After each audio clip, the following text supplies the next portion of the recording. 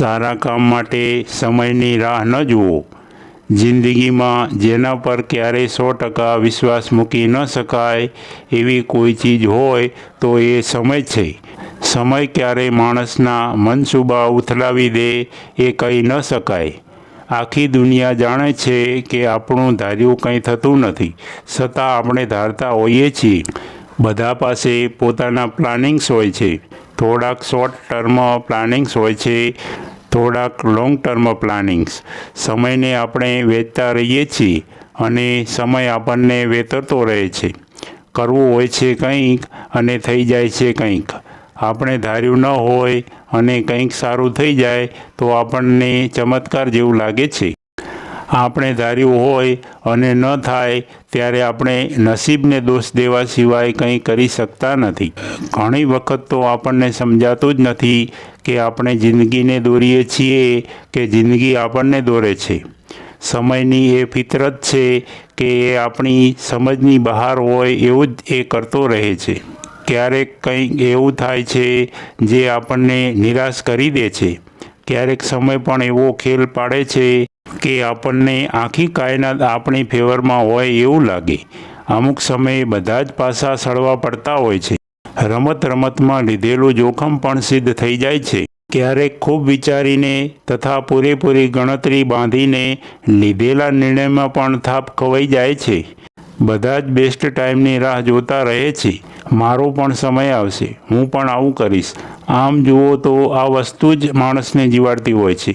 જિંદગીમાં પ્લાનિંગ્સ કરો પણ પ્લાનિંગ્સ મુજબ જ જીવવાનું નક્કી ન કરો, કારણ કે સમય ક્યારેય સીધા રસ્તે ચાલતો નથી। વાત કામ અને કરિયરની હોય તો હજુ પણ પ્લાનિંગ્સમાં કાંઈ વાંધો નથી, પણ વાત જો પ્રેમ, લાગણી અને સંબંધની હોય તો પ્લાનિંગ ન કરો। પ્રેમ વ્યક્ત કરવાનો કોઈ સમય નથી હોતો। પ્રેમ માટે તો અત્યારનો ટાઈમ જ બેસ્ટ ટાઈમ છે। કોણ, ક્યારે અને ક્યાં સુધી સાથે છે એ કોઈ કહી શકતું નથી। તમારી પાસે સાચવીને પડેલા ફોટો આલ્બમ અથવા તમારા મોબાઈલ ફોનની ગેલેરીમાં જઈને નજર નાખો।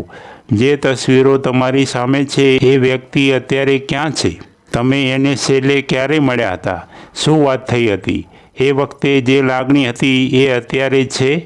જૂની તસવીરો જોઈને ક્યારેક એવું લાગે છે કે કેવો સરસ સમય હતો, જાણે કંઈ જ ખૂટતું ન હતું। ક્યાં ગયું એ બધું? સમયને ફરીથી જીવી શકાતો નથી। વીતેલો સમય માત્ર સ્મરણ બનીને જ રહી જાય છે। एक वक्त था जब हम सोचते थे कि हमारा भी वक्त आएगा, और एक ये वक्त है कि हम सोचते हैं कि वो भी क्या वक्त था। एक पति पत्नी હતા, બંને લવ મેરેજ કર્યા હતા। આખી જિંદગી એકબીજાની સાથે રહેવાના વચન આપ્યા હતા। લગ્નના 2-2.5 વર્ષમાં જ બંને વચ્ચે પ્રેમ ગાયબ થઈ ગયો। બંને વચ્ચે ઝઘડા થવા લાગ્યા। તું કહેતો હતો એવું કંઈ કરતો નથી, તને હવે મારામાં રસ નથી। હું મળી ગઈ કે હું મળી ગયો એટલે હવે જાણે બધું પૂરું થઈ ગયું। આપણે સાથે રહીએ છીએ પણ સાથે જીવતા નથી। તું તારામાં જ પડ્યો છે અને હું મારી રીતે જીવું છું। આ રીતે રહેવાનો કોઈ મતલબ નથી। બંને છૂટા પડી જવાનું નક્કી કર્યું। કોઈ જાતની માથાકૂટ વગર શાંતિથી ડિવોર્સ લઈ લઈએ એવો નિર્ણય કરી બંને અદાલતમાં ડિવોર્સનો કેસ ફાઇલ કર્યો। મ્યુચ્યુઅલ અન્ડરસ્ટેન્ડિંગથી બંને છૂટા પડીએ છીએ એવું નક્કી કર્યું। ડિવોર્સના આગલા દિવસે બંને ઘરમાં બેઠા હતા। આજે છેલ્લો દિવસ છે, કાલે તું તારા રસ્તે અને હું મારા રસ્તે। કોઈ કંઈ બોલતું ન હતું। આખરે પતિએ કહ્યું કે આમ તો એવું કહેવાય છે કે મરવાવાળાની છેલ્લી ઈચ્છા પૂરી કરાય છે। આપણે તો જીવતા રહેવાના છીએ, પણ કાલથી આપણો સંબંધ મરી જવાનો છે। આમ તો તું કહેતી આવી છે કે તું કહે એમ હું ક્યારેય કરતો નથી, પણ આજે છેલ્લી વાર તું જે કહે એ કરવાની ઈચ્છા છે। બોલ, હું તારા માટે છેલ્લી વખત શું કરું? પત્નીએ કહ્યું કે ચલ મારી સાથે બહાર ચલ, ગાડી કાઢ। ગાડીમાં બેઠા પછી કહ્યું કે હવે કાર તું એ જગ્યાએ લે જ્યાં પ્રેમમાં હતા ત્યારે આપણે બેસવા જતા હતા। એક તળાવના કાંઠે બંને પહોંચ્યા। એ જ બાંકડો હતો જ્યાં બંને બેસતા હતા। બંને ચૂપ હતા। પતિએ કહ્યું, કેવું છે? બધું એનું એ જ છે, એ જ તળાવ, એ જ ઝાડ, એ જ બાંકડો। પત્નીએ કહ્યું કે તારી વાત સાચી છે, બધું એ જ છે. આ વૃક્ષો, બાંકડો, તળાવ તો એ જ છે, પણ કદાચ પાણી બદલાઈ ગયું છે. તારી સાથે અહીં બેસતી ત્યારે સમય ઉડતો હોય એમ ચાલ્યો જતો હતો.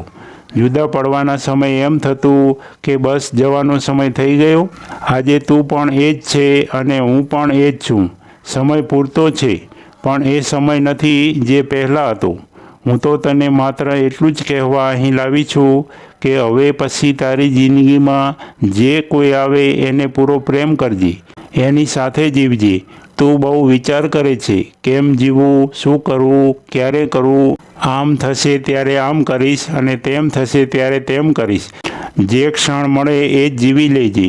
આપણે આ જ જગ્યાએ કેવો સરસ સમય જીવ્યા છીએ, બસ એ યાદ રાખજે. જ્યારે જે હોય એને જીવી લેવો. ચલ, હવે એક સફર અહીં પૂરી થાય છે. સમય ચાલ્યો જાય છે. પોતાની વ્યક્તિ ન હોય ત્યારે માણસ અફસોસ કરતો રહે છે કે મેં આમ કર્યું હોત તો કેવું સારું હતું. એ સતત કહેતી હતી કે ચલ ને આમ કરીએ, ત્યાં જઈએ. હું વાત ટાળી દેતો, એ હંમેશા જતું કરી દેતી. હવે એ જતી રહી છે ત્યારે એ જે કહેતી હતી એ બધું જ કરી છૂટવાનું મન થાય છે, પણ હવે કોની સાથે કરું? લતા હિરાણીએ લખેલી એક સરસ મજાની કૃતિ છે.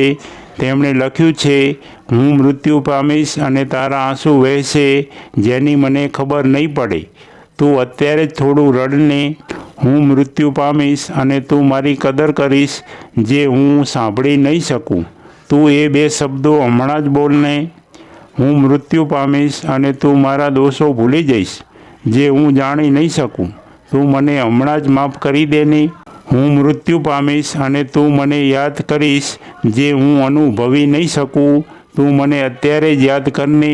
હું મૃત્યુ પામીશ અને તને થશે કે મેં એની સાથે થોડો વધારે સમય વિતાવ્યો હોત, તો તું અત્યારે જ એવું કરને. એટલે જ કહેવાનું મન થાય છે કે રાહ ન જુઓ. રાહ જોવામાં ઘણી વખત બહુ મોડું થઈ જાય છે. મિત્રો, આવી મોટિવેશનલ સ્ટોરી સાંભળવા માટે સબસ્ક્રાઈબ કરો મારી ચેનલને. ધન્યવાદ.